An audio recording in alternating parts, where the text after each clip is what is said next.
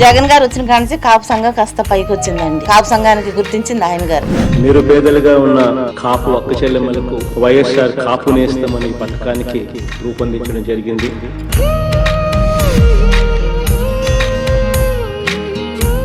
జగన్ అన్న ఇచ్చిన డబ్బులు 15 ఏళ్ళు మా భర్త లేడు చనిపోయాడు, అయ్యే వాడుకుంటున్నాం. పెన్షన్ డబ్బులు అయ్యే వాడుకుంటున్నాం. ఆయన ఇచ్చి మాకు ఇల్లు గడుపుతుంది. మా ఆయన చచ్చిపోయిన కంటే పెన్షన్ ఈ 15,000 ఇచ్చింది, ఇంకెవరూ ఏమి ఇవ్వాల.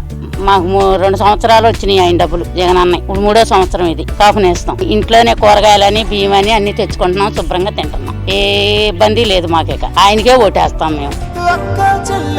సంక్షేమమే లక్ష్యంగా సాగే జగనన్న.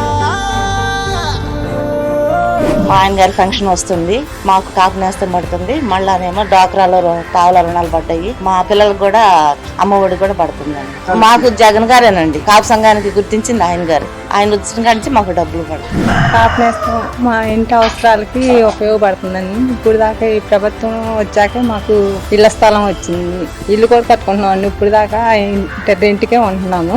ఉపయోగపడుతున్నాయండి ప్రభుత్వం వల్ల. మళ్ళీ ముఖ్యమంత్రి గారు రావాలని కోరుకుంటున్నాం. ధన్యవాదాలు. ఇప్పుడు ఒక్కసారి గమనించినట్లయితే ఆ ప్రతి అక్క చెల్లెమ్మ ముఖంలో ఈ రోజు చిరునవ్వు కనిపిస్తా ఉంది. ఈ రోజు అక్క చెల్లెమ్మలు మళ్ళీ నిలదొక్కున్నారు. ఈ రోజు గర్వంగా తలెత్తుకున్నారు.